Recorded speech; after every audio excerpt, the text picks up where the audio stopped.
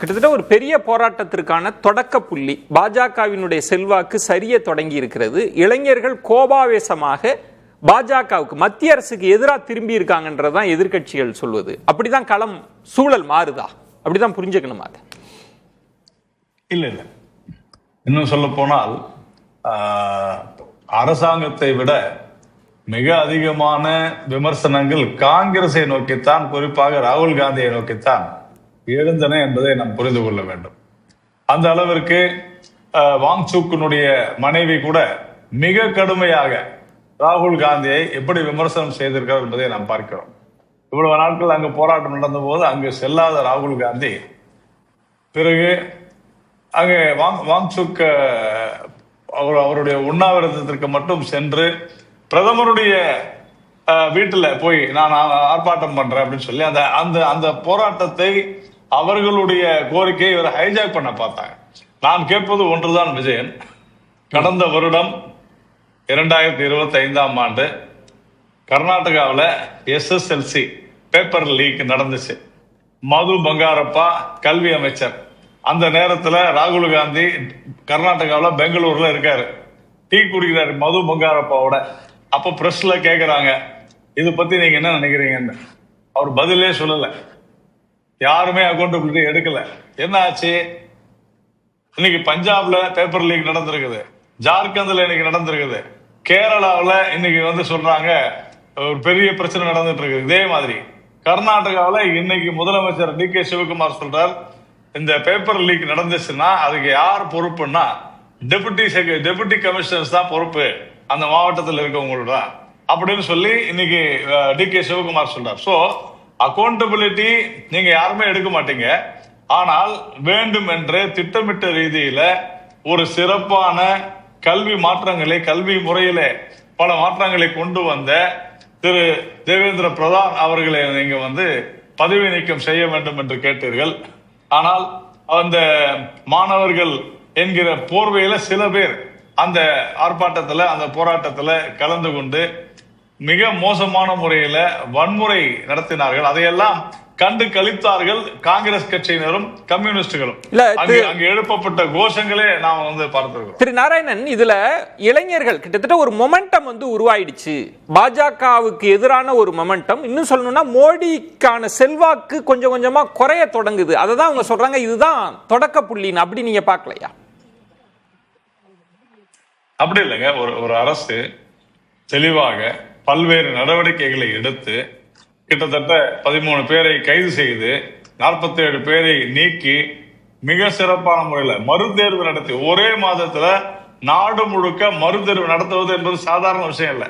மறுதேர்வு நடத்தி சக்சஸ்ஃபுல்லா வெற்றிகரமாக அந்த ரிசல்ட் வந்துருச்சு.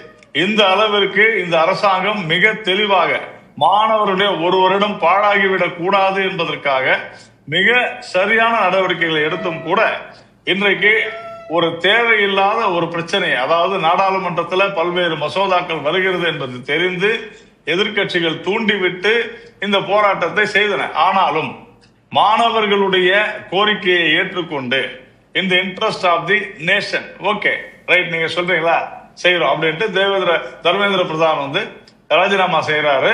இன்று நம்முடைய பிரதமர் மோடி அவர்கள் பல்வேறு விஷயங்களை, நாளைக்கு ஒரு புது பில் எடுத்துட்டு வரோம், அதுல ஃபாஸ்ட் ட்ராக் கோர்ட்ஸ் வருது. இது மாதிரி நந்தன் நில்கேனி தலைமையில் ஒரு குழு அமைத்து தொழில்நுட்ப ரீதியா எப்படி இதை கொண்டு போறோம்ன்றத சொல்லியிருக்கிறோம். அதனால மாணவர்களை பொறுத்தவரையில அவர்களுடைய கோரிக்கை சரியாக இருக்கலாம், நான் இல்லை என்று மறுக்கவில்லை. ஆனால் அரசாங்கம் என்ன செய்ததுன்னா, அரசாங்கம் உரிய நடவடிக்கைகளை எடுத்தது. பங்காரப்பாவையே ராஜினாமா செய்ய கேட்கல. அதுக்குள்ள இருக்கிற டெக்னிக்காலிட்டிஸை தாண்டி நான் கிரவுண்ட்ல என்ன சொன்னாங்கன்னா, ஜென்சி இளைஞர்கள் எல்லாம் பாஜகவுக்கு எதிராக திரும்பி இருக்கிறாங்க. ஒண்ணு.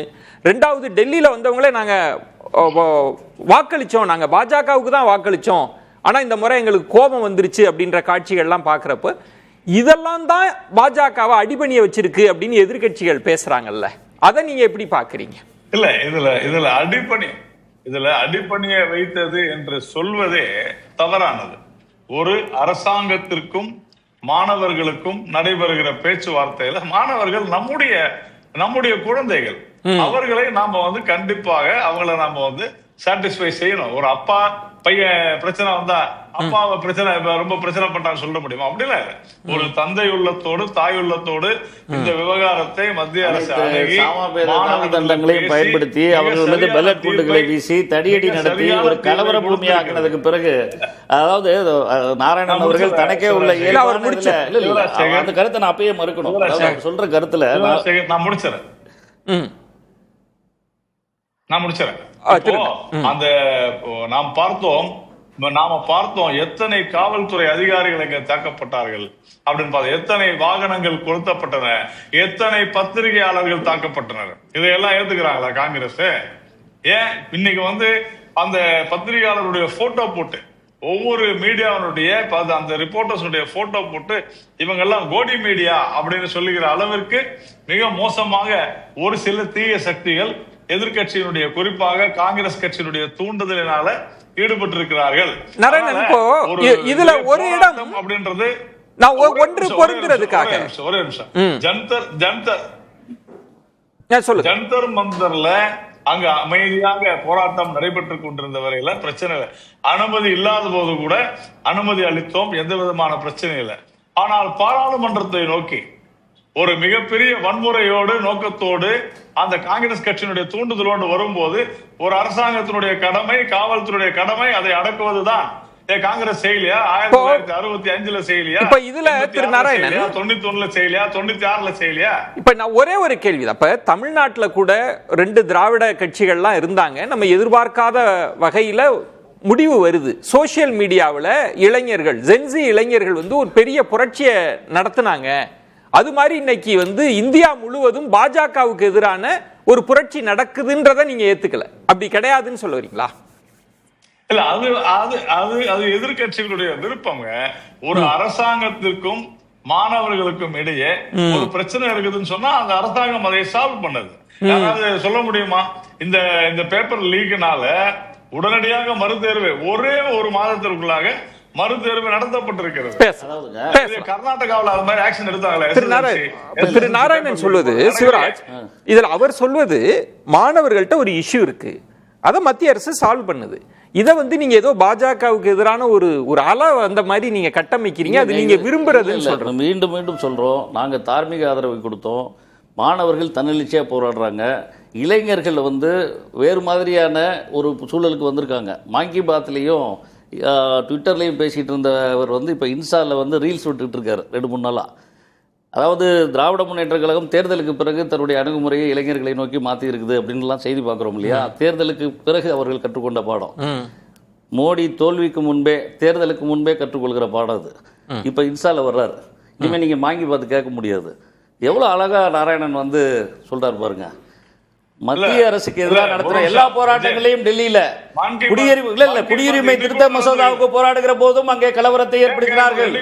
விளையாட்டு வீராங்கனை பாதிக்கப்படும் பாலியல் துன்புறுத்த அதுக்காக போராடுகிற போதும் வன்முறையை பயன்படுத்தினார்கள். ஜல்லிக்கட்டு போராட்டத்தை இங்கே அமைதியாக நடத்தும் போதும் அந்த இடத்துலயும் அவங்க வன்முறையை பயன்படுத்தினார்கள். எல்லா இடங்களிலுமே பாரதிய ஜனதா கட்சியினுடைய அடக்குமுறை என்பது அவர்கள் செய்கிற வேலை. ராணுவத்தை அனுப்ப நாராயணன் அவர்கள் சொல்றது மக்கள் எழுச்சி போராட்டம், மாணவர்கள் எழுச்சி போராட்டம் எப்படி நடந்துச்சு? ஏங்க 10 இடத்துல நீங்க மெட்ரோ ரயில் ஸ்டேஷனை மூடி வைக்கிறீங்க? பாராளுமன்றம் நடந்து கொண்டிருக்கிறது, உங்களால நடத்த முடியலங்க. எதிர்கட்சிகள் குரலுக்கு அவர் அங்க இவர் மோடி அதற்கு இன்னும் பதில் பேசவில்லை. மோடி அதற்காக பேசவில்லை. நீங்கள் தோல்வியை ஒப்புக்கொள்ளுங்கள் முதல்ல. இல்ல, தர்மேந்திர பிரதான் ராஜினாமா செய்திருப்பது மாணவர்கள் போராட்டத்தில் கிடைத்திருக்கிற மிகப்பெரிய வெற்றி. நீங்க முதல்ல அதை ரெகனைஸ் பண்ணுங்க. இல்ல, எனக்கு சிவராஜ் இதுல ஒரு விளக்கம். காங்கிரஸை குறை சொல்வது, காங்கிரஸ் ஒரு பொறுப்புள்ள எதிர்க்கட்சியாக அனைத்து பிரச்சனைகளுக்கும் தலைவர் ராகுல் காந்தி விவசாயிகளுக்காக, ஏழைகளுக்காக, மாணவர்களுக்காக அவர் தொடர்ந்து சொல்லுங்க. சிவராஜ் சேகருக்கு நான் ஒரே ஒரு வரியில மட்டும் பதில் சொல்றேன்.